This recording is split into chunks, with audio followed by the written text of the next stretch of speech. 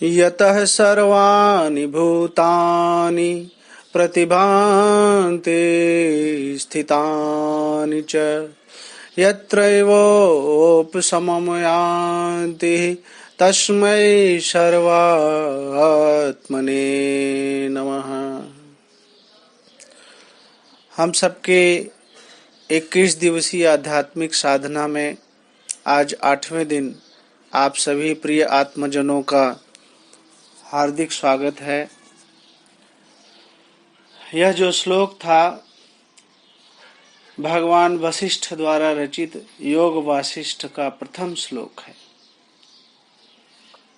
इस श्लोक के माध्यम से भगवान वशिष्ठ उस चैतन्य के महासागर परमात्मा की वंदना करते हैं जिसमें से जीव प्रकट होते हैं, समस्त जीव जीवन प्राप्त करते हैं।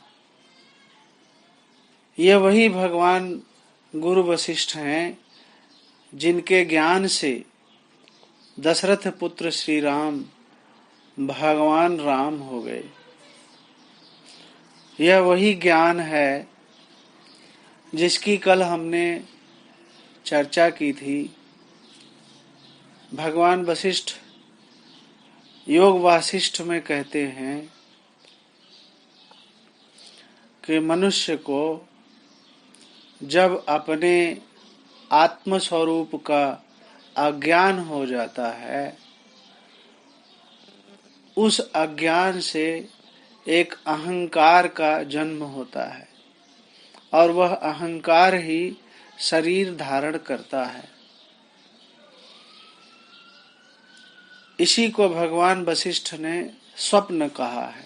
स्वप्न स्व का अर्थ है अपने आत्म स्वरूप का अनुभव, उसका ज्ञान, और अपना अर्थात उस अपने आत्म स्वरूप का ज्ञान भूल जाना और अपने को अहंकार, जीव और शरीर के रूप में कल्पना कर लेना, यही है स्वप्न। भगवान वशिष्ठ कहते हैं कि शरीर तो सिर्फ एक स्वप्न है जो कुछ दिनों तक रहता है और फिर चला जाता है।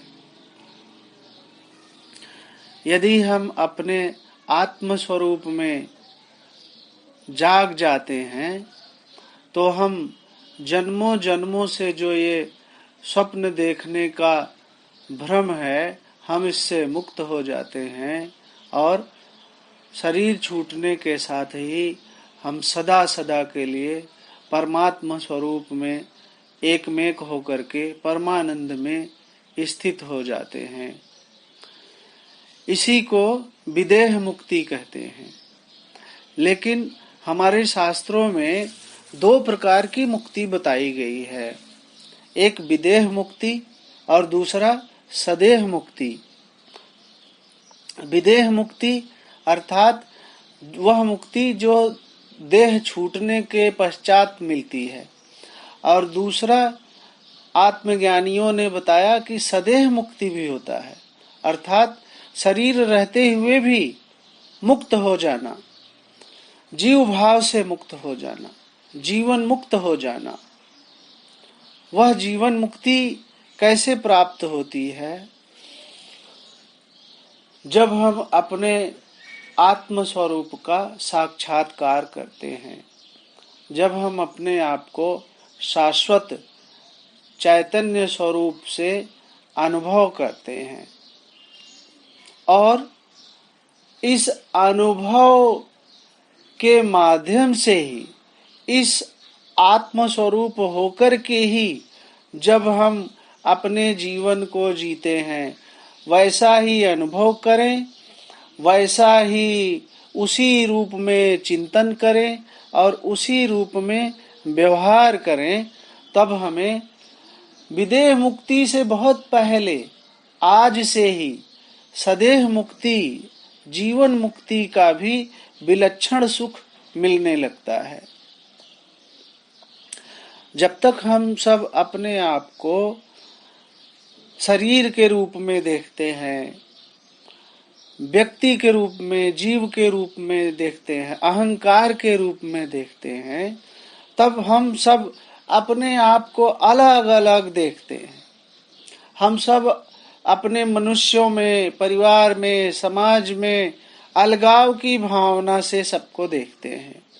फिर शरीर भाव में रहकर शरीर दिखाई देता है, जीव भाव में रहकर जीव दिखाई देता है, और चैतन्य आत्म स्वरूप में रहकर सभी में चैतन्य आत्म स्वरूप का ही दर्शन होने लगता है। तो जब हम जीव भाव में, शरीर भाव में, अहंकार भाव में रहते हैं तो हम दूसरों से अपने को अलग देखते हैं। इसी वजह से हम में आपस में ईर्ष्या, द्वेष, कंपटीशन, ऊंच नीच, ये सब की भावनाएं हमारे व्यवहार में दिखाई देने लगती हैं। अहंकारों के बीच में सिर्फ द्वंद ही हो सकता है, निर्मल प्रेम संभव नहीं है। अहंकारों के बीच में प्रेम संभव नहीं होता। सच्ची मित्रता, सच्चा अपनापन तो वही होता है जहां अहंकारों से मुक्ति मिल जाती है। और जब हम अपने इस आत्म साधना के माध्यम से अपने स्वप्न पुरुष की अवस्था से जागृत होते हैं, जब हम अपने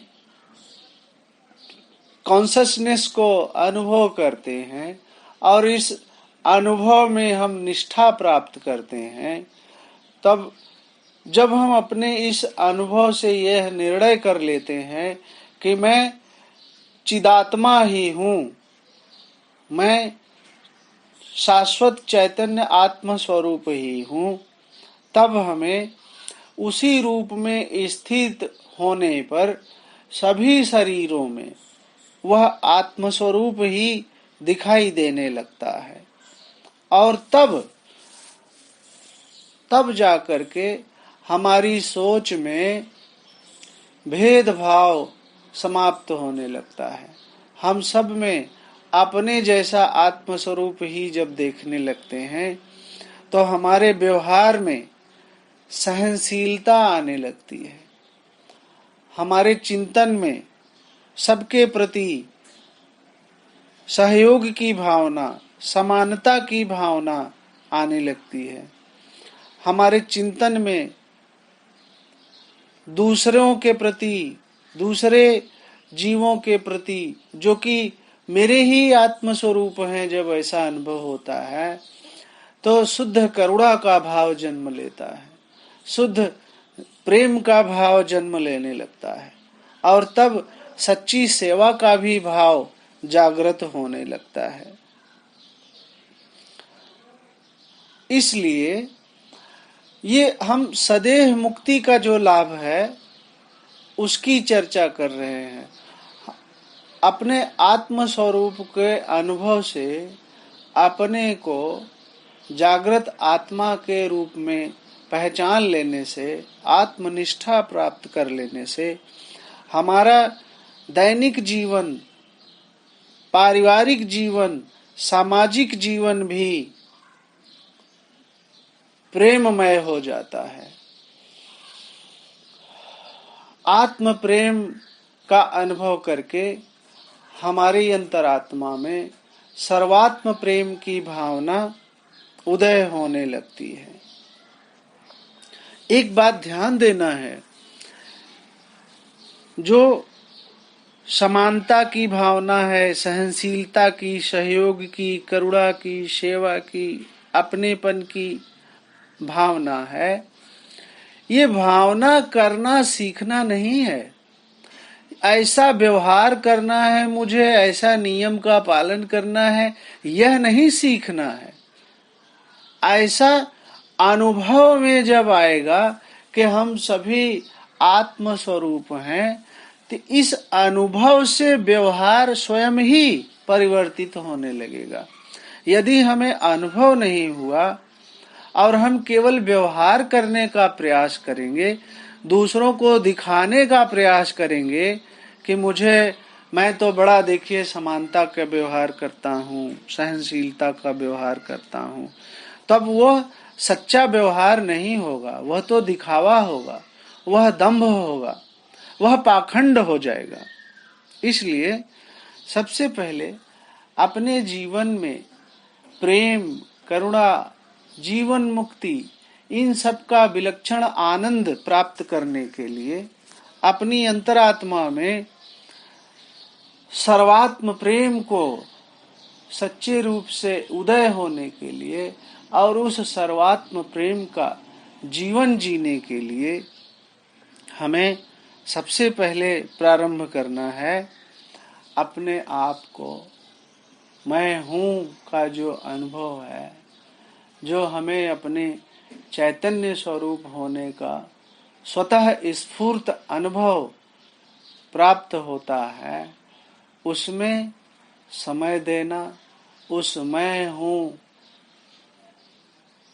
ऐसा जो स्वतः अपनी ये चिदाकाश रूप से जो अपने अनुभव की प्राप्ति हो रही है, मैं ये आकाशवत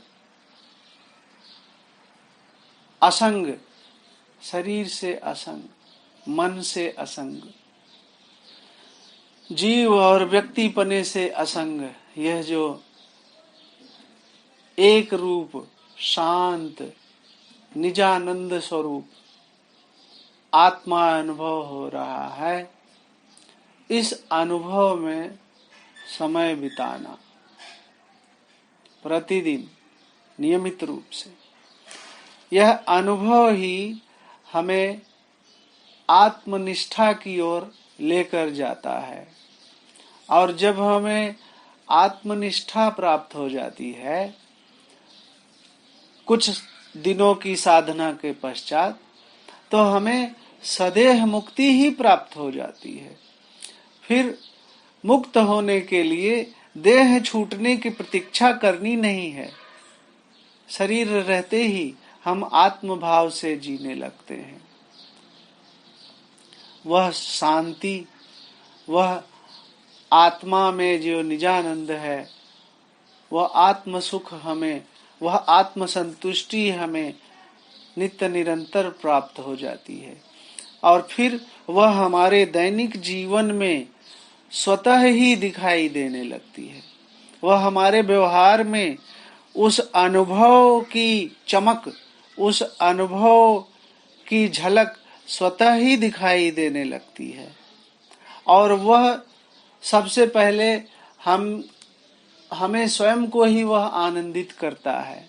फिर वही आनंद, वही आत्म प्रेम, वही निर्मल प्रेम, वही सब में आत्म स्वरूप का दर्शन होना हमारे बाद हमारे परिवार जनों में वह फैलने लगता है। और फिर ये आत्म साधना करने के लिए कोई परिवार छोड़ करके एकांत में किसी गुफा में, किसी आश्रम में, कमरे में बंद होने की आवश्यकता नहीं है। बल्कि यदि हम परिवार में हैं, समाज में हैं, तो हमारा वह आत्म प्रेम उसको और विकसित होने का, उसका विस्तार होने का उसे अवसर मिलता है।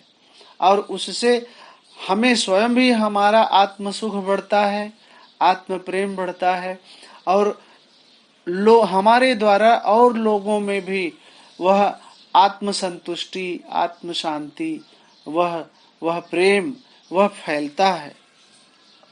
जैसे फूल है, फूल कहीं खिल जाता है बाग में, तो वह फूल अपना सुगंध वो फैलाता नहीं है। उस फूल में जो सुगंध है वह स्वतः ही चारों तरफ अपने आप ही फैलता है। ऐसे ही आप जब अपने आप को चैतन्य स्वरूप में, शाश्वत आत्मा के स्वरूप में, ज्ञान स्वरूप में जब पहचान लेते हैं, उस ज्ञान स्वरूप होने में जो शांति है, उस ज्ञान स्वरूप होने में जो संतुष्टि है, जो आनंद है वह हम में प्रकट होने लगता है और हमारे से वह परिवार में और पूरे समाज में स्वतः ही फैलने लगता है। इस प्रकार से यदि पूरे समाज में कहीं कहीं एक एक दो दो भी आत्मनिष्ठ आत्मानुभवी विकसित हो जाएं, तो धीरे धीरे उनकी जो आत्म प्रेम की सुगंध है वो समाज में धीरे धीरे फैलने लगती है। इस प्रकार से जो हम सबकी आत्म साधना है, जो हम प्रतिदिन इस समय आत्म साधना में लगे हुए हैं, इसका लाभ 3 प्रकार से है। सबसे पहला, इससे हमें विदेह मुक्ति तो मिलेगी ही। जब हमारा शरीर छूटता है तब हमारे आत्मा का मिलन उस परम आनंद स्वरूप शाश्वत चैतन्य स्वरूप परमात्मा से हो जाता है। पहला लाभ विदेह मुक्ति। दूसरा लाभ सदेह मुक्ति। शरीर रहते हुए भी हम अपनी अंतरात्मा से, अपने आत्म अनुभव से जुड़ करके उस आत्म सुख में जीने लगते हैं और शरीर होने की, जीव होने की जो भी चिंताएं हैं, जो तनाव है, जो स्ट्रेस स्ट्रेन है, जो डिप्रेशन है, फ्रस्ट्रेशन है, ईर्ष्या है, द्वेष है, निंदा है, कंपटीशन है, इन सारे नकारात्मक भावों से हमें मुक्ति मिल जाती है। यही है जीव भाव से मुक्त होना। यही है जीव भाव के दुखों से मुक्त हो जाना। यह हमें आज ही मिल जाता है। जीवन शरीर रहते हुए ही, जीवित होते हुए ही हम जीव भाव से मुक्त होने लगते हैं और आत्म स्वरूप में स्थित होने लगते हैं। यही जीवन मुक्ति का विलक्षण आनंद है। हम याद रखें, ये तभी होगा जब हम अपने स्वप्न से जागेंगे और स्व में स्थित होंगे। हम जो अपने को शरीर मानते हैं, व्यक्ति मानते हैं, मैं इस पद पे हूँ, मैं ये प्रतिष्ठित व्यक्ति हूँ, मैं डॉक्टर हूँ, मैं इंजीनियर हूँ, मैं अधिकारी हूँ, मैं जो है ये पद हूँ, वो पद हूँ, जब वही सब हमारा अनात्मा है। जो अनात्मा है वो सिर्फ हमारी कल्पना है, वास्तव में हम वो नहीं हैं। वास्तव में हम वो हैं जो इन पदों की कल्पना करने से पहले ही हम हैं। यही है आत्मा अनात्मा का विवेक। इस प्रकार से जब हम अपने स्वप्न से जागते हैं और अपने स्व में, अपने चैतन्य आत्म स्वरूप में अनुभव के माध्यम से स्थित होते हैं, तो हमारा जीवन मुक्ति का विलक्षण आनंद हमारे जीवन में आने लगता है और उससे हमारा परिवार और हमारा समाज धीरे धीरे उसमें शांति, सुख, समानता, सहनशीलता, प्रेम, करुणा सब विकसित होने लगता है। मुझे लगता है कि भगवान वशिष्ठ और हमारी पूरी आदि गुरु परंपरा एवं स्वयं परमात्मा की भी ऐसी ही इच्छा है। इसी के लिए उन्होंने हमें ये मनुष्य शरीर दिया है और विवेक दिया है। तो हमें आत्मा अनात्मा का विवेक करना है। इस विवेक से अपने चैतन्य स्वरूप में जागना है। यही परमात्मा की भी सदिच्छा है। परमात्मा की यह सदिच्छा पूर्ण हो, इसी प्रार्थना के साथ भगवान वशिष्ठ के चरणों में कोटि कोटि प्रणाम है। भगवान आदि शंकराचार्य के चरणों में प्रणाम है। आप सभी आत्मजनों को मेरा आत्मिक रूप से प्रणाम है। ओम शांति शांति शांति।